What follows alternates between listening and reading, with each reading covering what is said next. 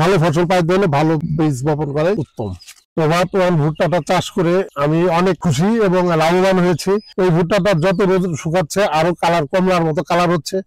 আসসালামু আলাইকুম, কৃষি সেবা থেকে সকলকে স্বাগত জানাচ্ছি। আমি এখন আছি ভুট্টার একটি জমিতে। এক কৃষক ভাই এখানে ভুট্টা হারভেস্ট করছে। এটি রবি মৌসুমের ভুট্টা ছিল। এই জাতের ভুট্টাটা হচ্ছে এমিনেন্স কেমিক্যাল ইন্ডাস্ট্রিজ লিমিটেড কোম্পানির একটি অঙ্গ প্রতিষ্ঠান আইসিএস এর প্রভাত ওয়ান জাতের ভুট্টাটি। তো কৃষক ভাইয়ের মুখ থেকে আজকে জানবো এই ভুট্টার ফলন সম্পর্কে, তিনি কতটুকু ফলন পাবেন এবং তারা এখান থেকে কত টাকা লাভ করতে পারবেন। তো চলুন সম্পূর্ণ ভিডিওটি দেখতে থাকি। এখানে কৃষক ভাই রয়েছেন, প্রথমে আমি কৃষক ভাইয়ের পরিচয়টা জানতে চাবো। আমি মোহাম্মদ আকরামুজ্জামান খান মুন্নু, গ্রাম মাটিপাড়া, উপজেলা রাজবাড়ী সদর, জেলা রাজবাড়ী। এখানে দেখতে পাচ্ছি আপনি ভুট্টার চাষ করেছেন, মাশাআল্লাহ ভুট্টার কালারটা কিন্তু খুবই চমৎকার লাগছে। এটি কোন জাতের ভুট্টা করেছেন? প্রভাত ওয়ান জাতের ভুট্টা, আইসিএস কোম্পানির 50 শতকের উপরে আমি এটা রোপণ করছি। এটা রোপণ করেছেন। এটা বীজটা কতটুকু লেগেছিল? এটার বীজটা আমার মোটামুটি পাখিতে 1.5 কেজি একটু কম লাগে, মোটামুটি 2.5 কেজির মধ্যে হলে হয়ে যায়। 2.5 কেজির মধ্যে এই 50 শতক হয়ে গেছে। ভুট্টার বীজ লেগেছিল। জমি তৈরির সময় আমরা টিএসপি, ইউরিয়া, পটাশ দিয়ে আমরা জমিটা, তার সাথে 10টা সালফার এগুলো দিয়ে জমিটা তৈরি করছি। তারপরে লাইন করে লাগাইছি সারিবদ্ধ করে। এক এক সারি থেকে সারির দূরত্ব 22 ইঞ্চি, আর একটা গাছ থেকে আরেকটা গাছের দূরত্ব 8 থেকে 10 ইঞ্চি।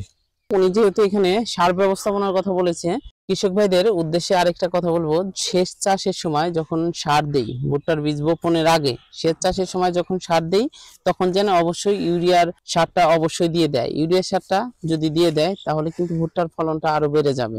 এবারে আমি এই জাতটা প্রথম করেছি।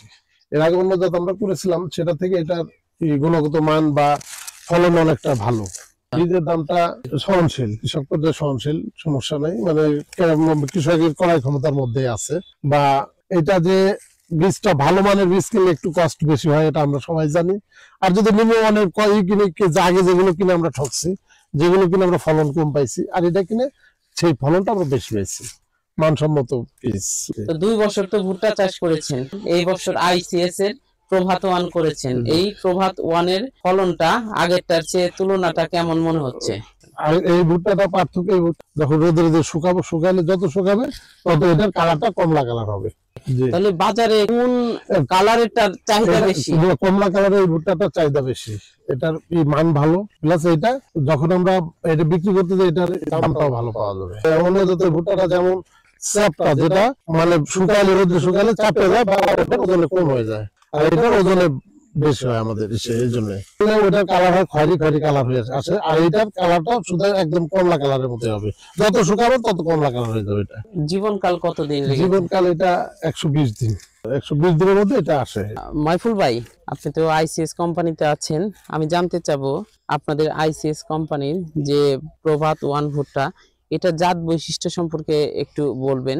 যেহেতু আজকে এখানে ভুট্টা সংগ্রহ চলছে, আমি নিজেও দেখতে পাচ্ছি চমৎকার একটা কালার হয়েছে এবং এটির ফলনও আশা করি ভালো।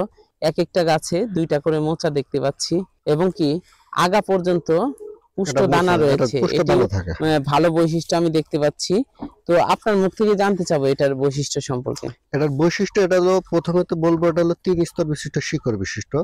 কারণ আর গাছটা মাঝারি ছোট, এই জন্য বাতাস বা ঝড়ে এর হেলে পড়ে না। আর ভুট্টাটা দেখবেন হলো কমলা বর্ণের, একদম পুরোটা হয়ে যাবে র্যাক্সিং, ভিতরে লাল। আর প্রতি মোচায় দেখবেন যে আপনার ভুট্টা আছে 17টা থেকে 18টা, প্রতিটা সারি সারি সারি প্রতিটা সারিতে। আর কিন্তু আমাদের ভুট্টা দেখেন আগা থেকে একদম পরিপূর্ণ, গোড়া পর্যন্ত পরিপূর্ণ দানায়। আর আমাদের ভুট্টাটা নিচের দিকে হয়, এই জন্য গাছ ঝড়ে বাতাসে হেলে পড়ে না। আপনি বললেন যে 3 স্তর বিশিষ্ট শিকড়, এটি ভালো একটা বৈশিষ্ট্য। 3 স্তর বিশিষ্ট শিকড় থাকলে গাছটা ঝড় বাতাসে অতি সহজেই হেলে পড়ে না। আর আমাদের গাছটার হাইট আপনার মাঝারি হয়, ঝড় বাতাসে সহজে হেলে পড়ে না, এই জন্য আমাদের ভুট্টাটা অনেক ভালো। আরেকটা বিষয় দেখতে পাচ্ছি, গাছ থেকে মোচাটা কিন্তু একটু নিচ দিকে ফেলানো, নিচে একটু কিন্তু নিচে, যাতে গাছটা ভেঙে পড়লেও এই মোচার কিন্তু কোনো ক্ষতি হবে না। জি জি, এটা কিন্তু ভালো একটা বৈশিষ্ট্য এই ভুট্টার। রোগ বালাই খুব কম হয়ে থাকে। আচ্ছা। আর আপনার তাপমাত্রা সহনশীল। একরে 180 মণ থেকে 200 মণ পর্যন্ত ফলন দেওয়ার সক্ষমতা আছে। যদি সঠিকভাবে পরিচর্যা করা হয় তাহলে 180 থেকে 200 মণ পর্যন্ত একরে ফলন দেওয়ার সক্ষমতা রয়েছে। আইসিএস প্রভাত 1 এর যে ভুট্টাটা, এটির ভালো একটা বৈশিষ্ট্য আমি জানতে পারলাম, সেটা আগাম 120 দিনের মধ্যে ফসল হারভেস্ট করা যায়। এটি রবি মৌসুমের একটি ভুট্টা এবং এর ফলনটাও খুবই আকর্ষণীয় মনে হলো। এবং এটার যে কালার রয়েছে, কমলা কালার, যেটা বাজারে প্রচুর পরিমাণে চাহিদা রয়েছে, এটিও খুব চমৎকার একটা বৈশিষ্ট্য। এবং ফলনের দিকে যদি হিসাব করি, প্রতিটা গাছের মধ্যে 2টা করে মোচা রয়েছে এবং এটির দানা কিন্তু সম্পূর্ণ আগা পর্যন্ত পুষ্ট। এটিও খুব ভালো একটি বৈশিষ্ট্য এবং রোগ পোকামাকড় প্রতিরোধী একটি জাত।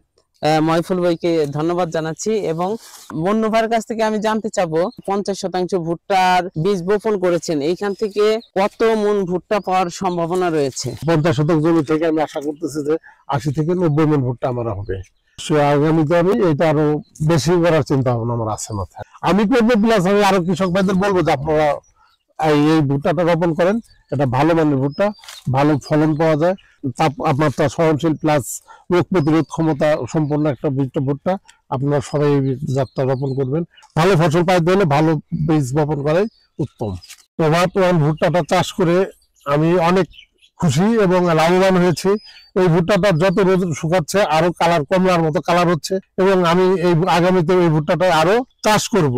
50% জমিতে এখান থেকে কত টাকা খরচ হয়েছে এবং কত টাকা লাভ করতে পারবেন? 50 শতক জমিতে টোটাল আমার থেকে চাষ থেকে শুরু করে, জমি তৈরি থেকে শুরু করে এই পর্যন্ত আমার 30,000 টাকা খরচ হয়েছে।